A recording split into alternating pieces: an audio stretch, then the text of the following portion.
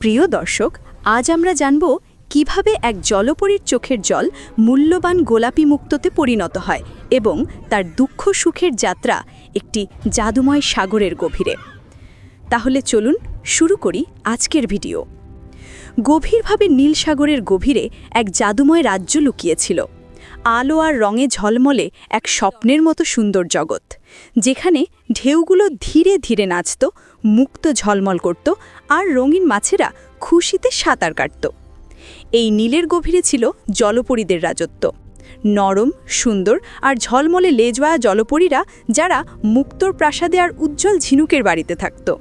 তাদের চারপাশে আলোর চাদর জড়ানো থাকত, আর যখন তারা হাসত তখন পুরো সাগর যেন গান গেয়ে উঠত। তারা সবাই গান গাইত, খেলা করত আর সাগরের ঢেউয়ের সাথে দুলত। এই পৃথিবীর এক দয়ালু এবং সুন্দরী রানী ছিলেন রানী আলিরা। তার প্রাসাদ ছিল সবচেয়ে বড় এবং সুন্দর, হালকা গোলাপি, নীল এবং মুক্তোর মতো আলো। আলিরা সব জলপরীদের ভালোবাসতেন। তার স্বামী রাজা আরুণ খুব সাহসী ছিলেন, যিনি সাগরের রক্ষা করতেন। কিন্তু একদিন সাগরে এক ভয়ানক যুদ্ধ শুরু হলো। শত্রু রাজ্য আক্রমণ করল। এই যুদ্ধের সময় রাজা আরুণ লড়াই করতে গিয়ে মারা গেলেন। আলিরা তখন গর্ভবতী ছিলেন। তার হৃদয় ভেঙে গেল, চোখ থেকে জল ঝরতে লাগলো। সাগরের রঙও যেন তার দুঃখে বদলে গেল। কয়েক মাস পর সাগরে এক নরম আলো ছড়িয়ে পড়ল। আলিরা এক ছোট্ট মেয়েকে জন্ম দিলেন। যেইমাত্র মেয়েটি প্রথমবার কেঁদে উঠল, তার চোখ থেকে সুন্দর গোলাপি মুক্তো ঝরতে লাগলো। সেই মুক্তোগুলো এত উজ্জ্বল আর বিরল ছিল যে পুরো সাগর তাদের আলোয় ঝলমল করে উঠল। আলিরা অবাক হয়ে গেলেন। তিনি তখনই বুঝতে পারলেন যে তার মেয়ে সাধারণ নয়, বরং জাদুময়। শীঘ্রই তিনি জানতে পারলেন যে এই মুক্তোগুলোর মধ্যে এমন শক্তি লুকিয়ে আছে যা যার কাছে যায় তাকে অসীম ধন সম্পদ আর শক্তি দিতে পারে। কিন্তু আলিরা চাননি যে কেউ এই রহস্য জানুক।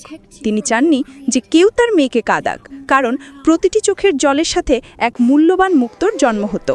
আর তিনি জানতেন যে পৃথিবীর লোহিমন এই মুক্তোগুলোর জন্য যে কোনো কিছু করতে পারে। তিনি তার সবচেয়ে বিশ্বস্ত দাসী আনিলাকে ডেকে বললেন, আনিলা, আমার মেয়ের খেয়াল রেখো, কেউ যেন তার মুক্তোর রহস্য না জানে। আনিলা ওয়াদা করল, কিন্তু তার মনে লোভ জেগে উঠল। আলিরার স্বাস্থ্য খারাপ হতে লাগল। মরার আগে তিনি বললেন, ওর নাম রেখো গোলাপি জলপরী। তারপর তিনি শান্ত হয়ে গেলেন। সাগরের ঢেউ যেন থেমে গেল। রানী আলিরা চিরদিনের জন্য ঘুমিয়ে পড়লেন। আলিরার মৃত্যুর কয়েকদিন পর পাশের রাজা আক্রমণ করল। তার সাথে ছিল তার রানী মারিয়া এবং ছেলে রাজকুমার রেভেন। তারা সাগর দখল করতে চেয়েছিল। জলপরীরা ভয় পেয়ে গেল। আনেলা দ্রুত ছোট্ট গোলাপি জলপরীকে এক সুড়ঙ্গ দিয়ে বাইরে নিয়ে গেল। তারা এক দীর্ঘ জাদুময় সুড়ঙ্গ পার করল, যা রঙিন আলোয় ঝলমল করছিল। অবশেষে তারা এক লুকানো উপত্যকায় পৌঁছল। সেখানে জল ছিল নরম গোলাপি। সিঁড়িগুলো মুক্তো দিয়ে তৈরি ছিল, আর ওপরে ছিল এক বিশাল ঝিনুক। ঝিনুকের ভেতরে রাখা ছিল এক বিশাল মুক্তো। আনেলা সেই মুক্তোটি খুলল, আর ভেতরে এক গোলাপি প্রাসাদ ঝলমল করছিল। সেখানেই আনেলা গোলাপি জলপরীকে লুকিয়ে রাখল। সময় গড়িয়ে গেল। গোলাপি জলপরী 18 বছর বয়সী হল। আনেলা সবসময় গোলাপি জলপরীকে বকত, যাতে তার চোখ থেকে সেই উজ্জ্বল গোলাপি মুক্তোগুলো ঝরতে থাকে।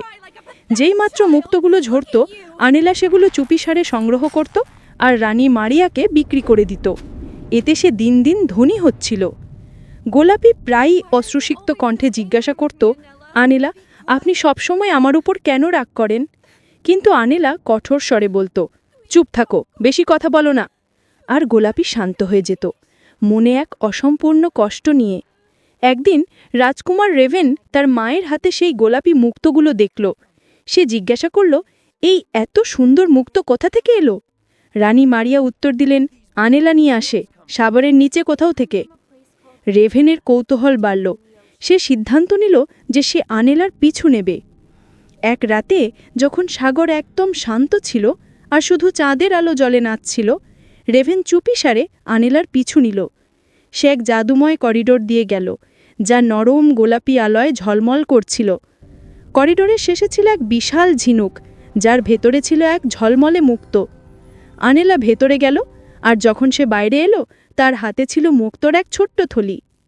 পরের দিন রেভেন সুযোগ দেখল আর নিজেই সেই বিশাল ঝিনুকের দরজা দিয়ে ভেতরে ঢুকে গেল। ভেতরের দৃশ্য ছিল স্বপ্নের মতো। নরম গোলাপি আলো, ভাসমান মুক্তো আর জলে ছড়ানো সুগন্ধ, যেন ফুল ফুটে আছে। প্রাসাদের মাঝখানে এক সুন্দরী জলপরী বসেছিল, গোলাপি জলপরী। তার লম্বা চুল জলে দুলছিল, আর সে মৃদু স্বরে গান গাইতে গাইতে কাঁদছিল। তার চোখের জল যখন পড়ত তখন তার সুন্দর গোলাপি মুক্তোতে পরিণত হতো, সেই মুক্তো যা রেভেন তার মায়ের কাছে দেখেছিল। রেভেন এগিয়ে গেল, অবাক হয়ে দেখতে থাকল। সে দেখল যে গোলাপি জলপরের চোখ কাঁদতে কাঁদতে হালকা গোলাপি হয়ে গেছে, আর সে দুর্বল দেখাচ্ছে। সে কাছে গেল, নরম স্বরে বলল, কাঁদো না, এই জল তোমার কষ্ট দিচ্ছে। গোলাপি চমকে উঠল, তুমি? কে তুমি? আমি রাজকুমার রেভেন, আমি তোমাকে কষ্ট দেব না। গোলাপি প্রথমবারের মতো কারো মুখে নরমতা দেখল। সে হালকা হাসল। রেভেন সিদ্ধান্ত নিল যে সে গোলাপিকে সেই বন্দিদশা থেকে মুক্ত করবে। তারা দুজন এক জাদুময় সুড়ঙ্গ দিয়ে গেল। পথে জলের নিচে ভাসমান আলোর পাতা, ঝলমলে জেলিফিশ আর ফুল যেমন কোরাল ছিল। গোলাপি প্রথমবারের মতো সাগরের অন্য অংশ দেখছিল। তার মনে আনন্দ ছিল, কিন্তু ভয়ও ছিল। এই সময়েই অ্যানেলার কাছে খবর পৌঁছল। সে রাগে অগ্নিশর্মা হয়ে গেল। সে জাদুকরী শক্তি নিয়ে তাদের পিছু পিছু পৌঁছল। আলোর এক ঝড়ের মধ্যে সে রেভেনের সাথে লড়াই করতে লাগল।